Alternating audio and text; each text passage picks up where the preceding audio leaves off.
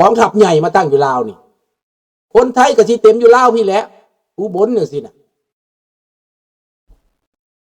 เบิ่งเด้อพี่น้องเบิ่งอันเป็นไปได้นี่นะในบ่นานนี่แหละมันสิมีแนวใดแนวหนึ่งนี่เฮาก็บ่ฮู้ในบ่นานเด้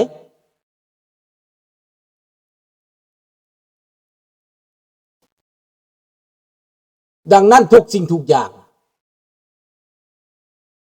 น้อมจอนถ้าทุกอย่างมันมีการเปลี่ยนแปลงนะศรีลังกาบังกลาเทศติมอร์บ่อึดลุงเยอะยังไงก็หาแรงงานได้แต่ไม่ได้เหมือนคนลาวนะมันพูดกันง่ายคือคนลาวเท่านั้นคนพม่าก็โอเคอยู่เขมรก็โอเคอยู่3ประเทศนี้โอเคแต่จะไปหาคนศรีลังกาคนติมอร์คนอื่นมานั่นโอ้ลำบากเธอ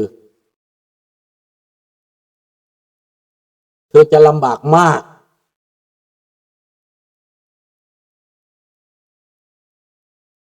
ดังนั้นคนลาวให้เข้าใจเด้อที่เว้านี่นะ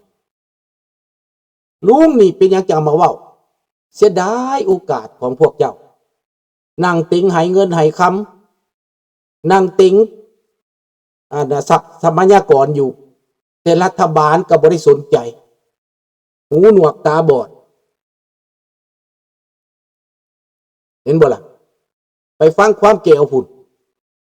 ไปย่านจิกพุ่นไปขายข้าวเบิดแล้วนางน้อยมื้อวานนี่นะเฮ็ดหยังมาแต่แชทหาผู้บ่าวมาแต่แชทหาผู้บ่าวมื้อนี้บ่มาบ่เฮ็ดหยังลูกหลานท้องสิงแชทหาผู้บ่าวโชว์ความงามประแจ้แต่บ่ได้เข้าใจเรื่องเลยว่าเป็นหยัง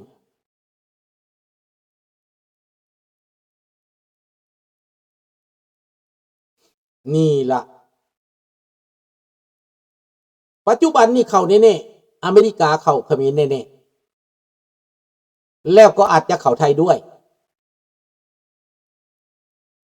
และกลับมาเอเชียเฮาแน่นอนพวกเขาก็ต้องเตรียมการไว้พวกเขาก็ต้องรวมมือกันไว้จับมือกันไว้สำหรับสร้างประเทศลาวนี่มีความสามารถแน่นอน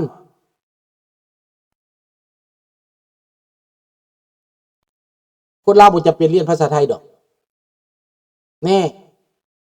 เว้าลาวอีสานนี่ก็พอแล้วบ่จะเป็นเรียนภาษาไทยบ่เรียนเขาก็เขียนเป็นบ่เรียนก็อ่านเป็นคือลุงนี่นะปานตาทิพย์หูทิพย์ลุงนี่เป็นตาทิพย์หูทิพย์เด้บ่ได้เรียนจักดีภาษาไทยนี่อ่านได้สบายต่อไปภาษาไทยมันจะกลายเป็นภาษาที่ต้องเรียนเพื่อทำงานคนลาวอย่าประมาทเขาพูดไทยกับกันเป็นเยอะและเป็นหลักสูตรการศึกษาแต่ละประเทศอาเซียนแล้วด้วยไม่จำเป็นคนลาวต้องเรียนภาษาอังกฤษเยอะๆนะเท่านั้น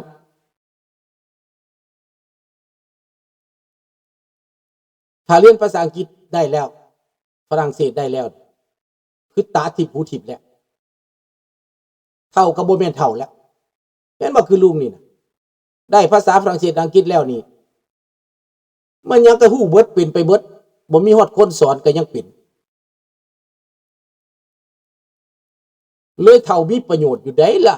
แม่นบ่น้องจันทวีกันสิเว้าแล้วว่าคุยโม้ได้นี่ได้ภาษาอีสานบ่มีบ่มีเว้าอีสานกันนี่แหละเว้าลาวเว้าไทยอีสานกันนี่ต้องให้มีบ่มีก็ต้องให้มีภาษาลาวอีสานลาวอยู่เมืองไทยก็ห้องลาวอีสานเห็นบ่ล่ะลาวอยู่เมืองลาวก็ห้องลาวอยู่ประเทศลาวพอเขาบ่อยากห้องว่าลาวไทยเขาจะห้องว่าลาวอีสานดังนั้นต่อไปเขาต้องให้ความสำคัญกับอีสานได้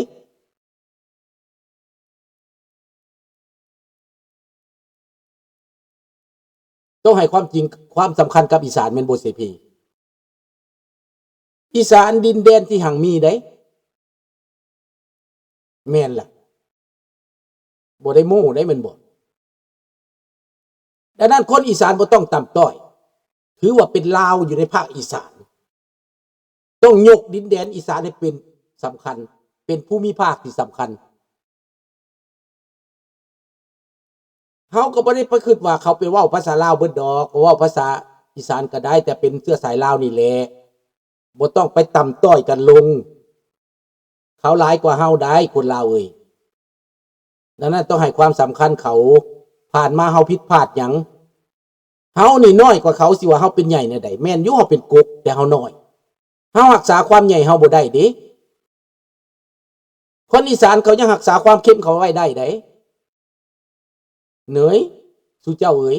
แต่เขาบ่มีตัวหนังสือซื้อขอบใจเด้อน้องจันทวีเด้อให้กาแฟมาให้เจ้าสุขเจ้าสมหวังให้เจ้ามีแต่ความสุขความเจริญเก็บจะได้ไข่อย่ามีเด้อสาธุได้กาแฟมาเป็นกำลังใจเนาะดังนั้นอย่าย่านอย่ากลัวดังนั้นภาษาคนลาวในอีสานนี้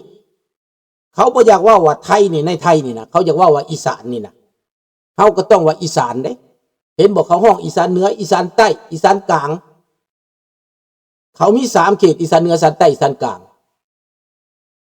เขาก็ต้องว่าน้ำเขาแม้เพราะว่าเขาหลายกว่าเด้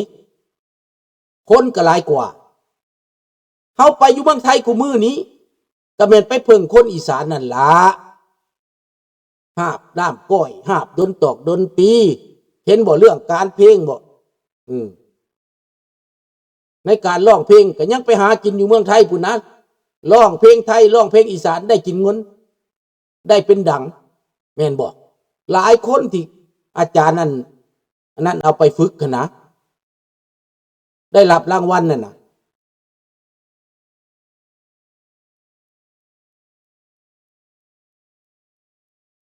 นี่แหละพี่น้อง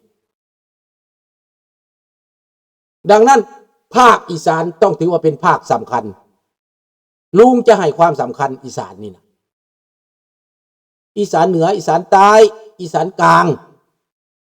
หมายว่ากับลาวนี่หมายความเกือบจะว่าเป็นท้องฟ้าเดียวกันพุ่นแหละเนอะในขั้นต่อไปได้ถ้าลุงได้มีโอกาสสื่อสารไปมาหาสู่ระหว่าง2แผ่นดินอันนี้นะจะให้อีสานกับลาวนี่ค่ายว่าเป็นท้องฟ้าเดียวกัน yes คนอีสานก็หักคนลาวคนลาวก็หักคนอีสานส่วนคนไทยที่ยังบ่เข้าใจเขาก็ต้องแปลจากคนอีสานไปหาไทยให้เข้าใจ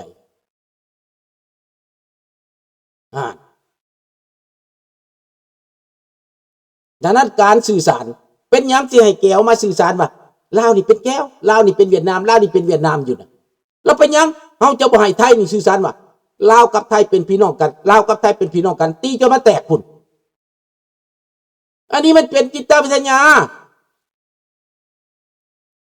แก้วมันพะแยมเอาลาวกับแก้วนี่นะฟีก่อยนี่เป็นพี่น้องกันได้กับคนลาวนี่เด้เขาเป็นฮักฟักสนิงกับปันกันกินเด้ที่ข่อยนี่เป็นพี่น้องกันเด้รวมหลบรวมตายน้ำกันเด้รวมห่อนรวมเย็นรวมตายเด้มันพยายามบิดเบือนให้ความผิดพลาดความประยุกต์ขึ้นมานี่นะให้เป็นจริงให้คนลาวจนลืมจนเสื่อ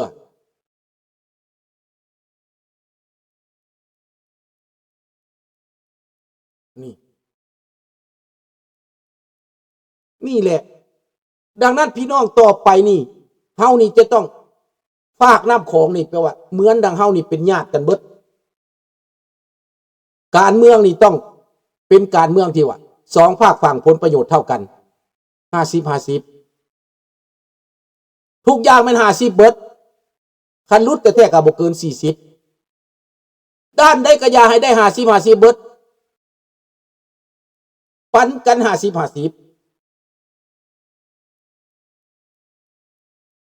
เห็นบ่ล่ะแต่มันบิดเบือนนี่แหละพลกีฬา บักทองรุ่นเด้มันว่าเฮานี่เป็นพี่น้องกันเด้บักทองรุ่นมันเว้าเด้พี่น้องเวียดนามกับพี่น้องลาวนี่เป็นพี่น้องเดียวกันเด้หนังท้องเดียวกันเด้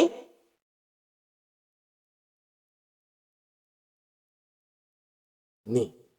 ถ้าเฮาเป็นเชื้อสายเลือดเดียวกันเฮาจะต้องให้ทุกอย่างถ้าไทยได้ประชาธิปไตยลาวต้องได้ประชาธิปไตยให้50-50ลาวศาสนาพุทธคนอีสานกับศาสนาพุทธดังนั้นต้องช่วยกันเหมือนอิสลามเขาเห็นลุงผมหักคนลาวฝั่งลาวใช่อันนี้ความจริงเป็นความจริงคนอื่นเขาบอกว่าเฮาเว้าคนอื่นเขาบอกว่าเฮาว่า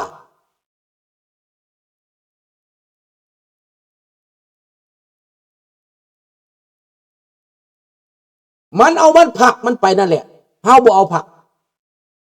เห็นประชา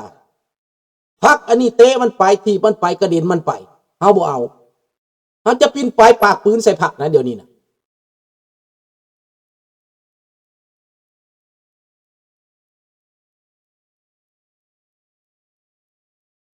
เฮาจะสร้างความสัมพันธ์นี่มันเป็นสองพันอันแน่นแฟ้นนี่เห็นบ่ภาษานิ้วนี่ล่ะมันคือกันบ่ลาวกับไทยมันเป็นแบบนี้นี่ได้บ่แล้วมันยังไปตกใส่มันกระบวนแตกได้นี่นะคันเป็นแบบนี้นะคันลาวคันพี่น้องอีสานกับพี่น้องลาวเข้ากันแบบนี้แล้วผู้ใดไม่เห็นยังกระบวนได้ข้าพเจ้าเห็นคนอีสานข้าพเจ้าสื่อสารว่าลาวนี่เป็นลาวคือกันข้าเจ้าก็สื่อสารว่าข้าเจ้าเป็นลาวคือกันแต่ต่างกันคำเว้าต่างกันภาคปฏิบัติเฉย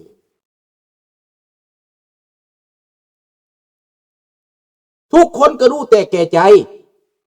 แต่สื่อสารไม่ถูกต้องคำการสื่อสารนั่นแหละภาคปฏิบัตินั่นแหละมันบ่ได้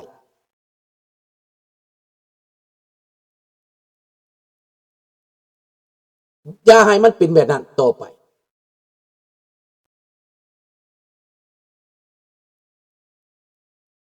ก็นั่นแหละว่าเล่าอ้อยต้อยเห็นแหละไปไสสิบ่ว่าอ้อยต้อยพูดฮอดเชียงใหม่บุญลุงไปนะไปไสเขาก็เว้าน้ำเบิด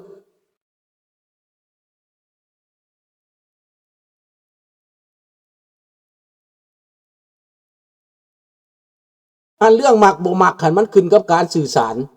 พลกีฬามันขึ้นกับการสื่อสารพอคนลาวเฮามันสื่อโพดมันบ่มีพลิกไหวคันนี้พลิกไหวเน็ตหนึ่งหั่นนะได้เบิดเข้าได้เบิดต้องศึกษาก่อนจังไปแม่นหยังโบราณเพิ่นเว้า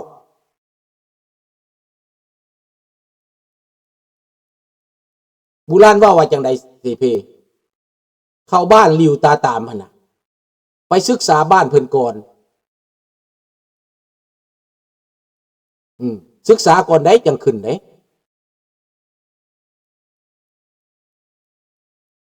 สบายดีเก้าแนวศึกษากันแล้วจังได้คันเฮาศึกษาวัฒนธรรมประเพณีนิสัยใจคอเฮาจังค่อยเข้ากันได้ลุงมาประเทศแคนาดาลุงเข้าได้เบิดพวกเกเบกวนเห็นบ่พอเฮาศึกษาเขาก่อนเด้นิสัยเขาเป็นแบบใดคันเฮาบ่ศึกษาเขานี่เฮาผิดเขาเด้เขามักแบบใด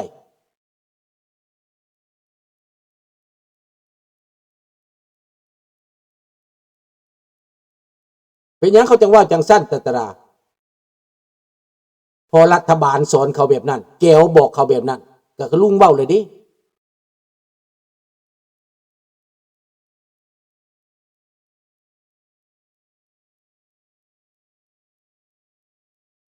สุดเข้าใจเป็นหยังสิบ่เข้าใจพอเขาสอนให้ว่าแบบนั้นก็แม่นเรื่องมันแม่นก็แม่นอยู่ดอกแต่เขาบ่ได้เคยปกครองเจ้าว่าเมียเจ้าแต่จิกเอาไปนอนนำนี่นะเมียขอยแต่กลางคืนมาจิกเอาไปนอนนำก็เขานอนนำผู้อื่นแล้วเขาก็เป็นใจผู้อื่นแม่นบ่แต่นะพี่น้องต้องเข้าใจธรรม